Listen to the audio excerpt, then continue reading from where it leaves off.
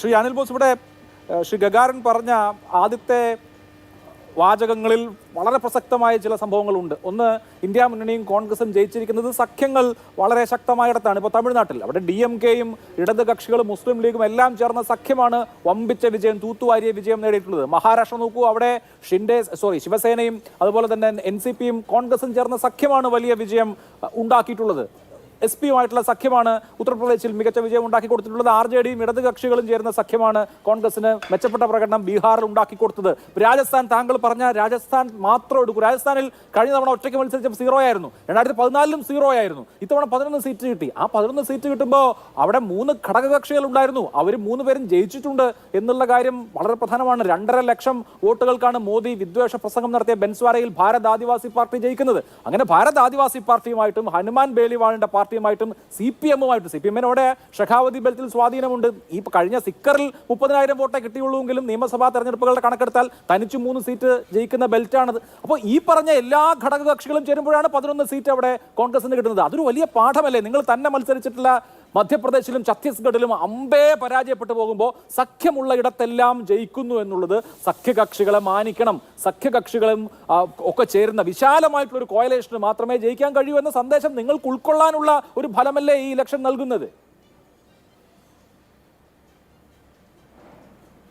ഞങ്ങൾ ഇവിടെ BJP പ്രതിനിധി പറഞ്ഞു ഇതൊരു താൽക്കാലിക പ്രതിഭാസമാണ് എന്ന് പറയുകയുണ്ടായി.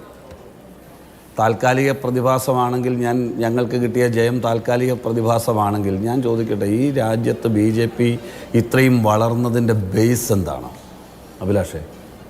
ഈ രാജ്യത്ത് രഥയാത്ര നടത്തിക്കൊണ്ട് ബാബറി മസ്ജിദ് വിഷയമുയർത്തി, രാമജന്മഭൂമി വിവാദമുയർത്തി രാജ്യത്ത് നടത്തിയ യാത്രയാണ് രാജ്യത്തെ ജനങ്ങളെ ഭിന്നിപ്പിച്ചുകൊണ്ട് BJPക്ക് കുതിപ്പേകിയത്.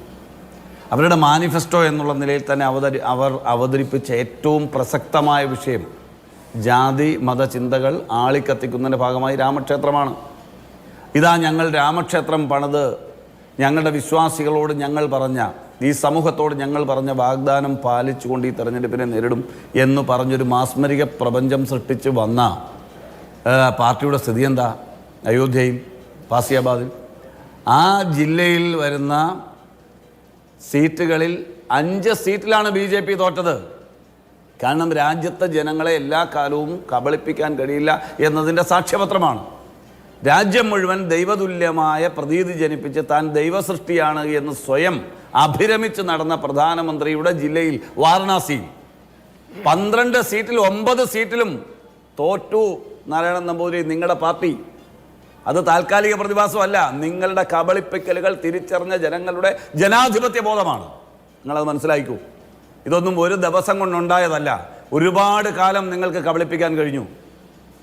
ആട്ടിൻതോൽ അണിഞ്ഞ ചെന്നായ്ക്കൾക്ക് തുല്യമാണ് നിങ്ങളുടെ ചിന്തയെന്ന് ഞങ്ങൾ പറയുമ്പോൾ ജനം വിശ്വസിച്ചിരുന്നില്ല. പക്ഷേ ഇപ്പോൾ ജനം തിരിച്ചറിഞ്ഞു. രാമക്ഷേത്രത്തിൻ്റെ മണ്ണിൽ, അതും ക്ഷേത്ര നിർമ്മാണ കമ്മിറ്റിയുടെ ചെയർമാൻ്റെ മകൻ തോൽക്കുന്നു. നിങ്ങൾ പരിശോധിക്കുക.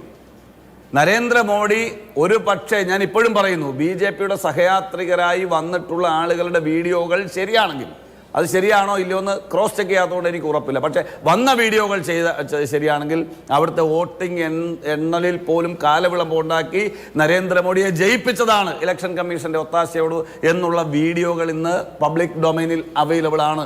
മനസ്സിലായിക്കോ? 1,50,000 വോട്ടെന്ന് പറഞ്ഞാൽ ഇതിൽ പല അപമാനമുണ്ടോ ഇന്ത്യയുടെ പ്രധാനമന്ത്രിക്ക്? പിന്നെ ഇവിടെ മുന്നണി രാഷ്ട്രീയത്തെക്കുറിച്ചും CPM എനിക്ക് ക്ലാസ് എടുക്കാൻ വന്നു. എൻ്റെ സഖാവിനോട് ഞാനൊരു കാര്യം പറയാം. ഇന്ത്യയിൽ ഞങ്ങൾ ആം ആദ്മിയായിട്ട് സഖ്യം ഉണ്ടാക്കി, ഞങ്ങൾ തൃണമൂലുമായിട്ട് പരസ്പര ചർച്ചകൾ ഉണ്ടായിട്ടുണ്ട്. യോജിപ്പില്ലാത്ത അന്തരീക്ഷത്തിൽ ആ പാർട്ടി സ്വന്തമായി അവരുടെ ആഢ്യത്വം നിലനിർത്തിക്കൊണ്ട് നിലപാടെടുത്ത് ഒറ്റയ്ക്ക് മത്സരിച്ചു. നിങ്ങൾ ഞങ്ങളുടെ കൂടെയായിരുന്നു മത്സരിച്ചത്. നിങ്ങൾക്ക് അവിടെയും സീറ്റ് തന്നാൽ ഞങ്ങൾക്ക് സുരക്ഷിതമായി ജയിക്കുന്ന സീറ്റാണ് നിങ്ങളുടെ സഖാവ് മുഹമ്മദ് സലീമിന്. ഞങ്ങളുടെ ഔദാര്യമല്ല, തൃണമൂലിൻ്റെ ഔദാര്യമല്ല. മനസ്സിലായിക്കോ? ഞങ്ങൾക്ക് ഏകപക്ഷീയമായി ജയിക്കാവുന്നൊരു സീറ്റ് നിങ്ങൾ മുന്നണി മര്യാദ എവിടെ പാലിച്ചെന്നാണ് പറയുന്നത്?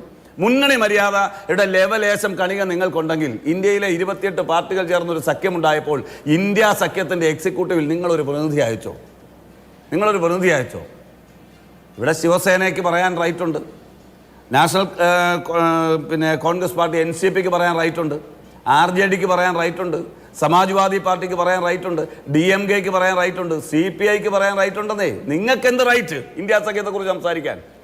നിങ്ങൾ ആ പ്രിലിമിനറി ആയി പാലിക്കേണ്ട മര്യാദ പാലിച്ച പാർട്ടിയാണോ CPM?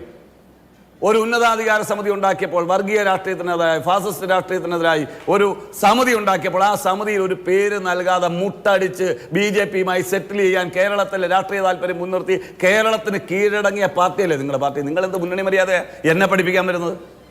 ആ മുന്നണി മര്യാദ ഒന്നും ഇന്ത്യയിലെ കോൺഗ്രസ്സുകാരെ പഠിപ്പിക്കേണ്ട. നിങ്ങൾ ഒരു ഘട്ടത്തിലും മുന്നണി മര്യാദ പാലിച്ചിട്ടില്ല. ഞങ്ങൾ മുന്നണി മര്യാദ പാലിച്ചത് കൊണ്ട് തന്നെയാണ് സീക്കാറിൽ CPM സ്ഥാനാർത്ഥി 30,000 വോട്ട് മാത്രമുള്ള ഒരു കോൺസ്റ്റൻസിയിൽ ഞങ്ങളുടെ ഔദാര്യത്തിൽ തന്നെയാണ് ജയിച്ചത്. ഞാൻ വീണ്ടും ആവർത്തിക്കുന്നു, ഞങ്ങളുടെ ഔദാര്യത്തിൽ തന്നെയാണ്. നിങ്ങൾ ഇന്ത്യ സഖ്യത്തിന്റെ മുന്നണിയിൽ കക്ഷിയാണെന്ന് പറയുമ്പോഴും ആ മുന്നണിയോട് ഒരു ഘട്ടത്തിലും നിങ്ങൾ മര്യാദ പാലിച്ചിട്ടില്ല. CPM മര്യാദ പാലിച്ചിട്ടില്ല.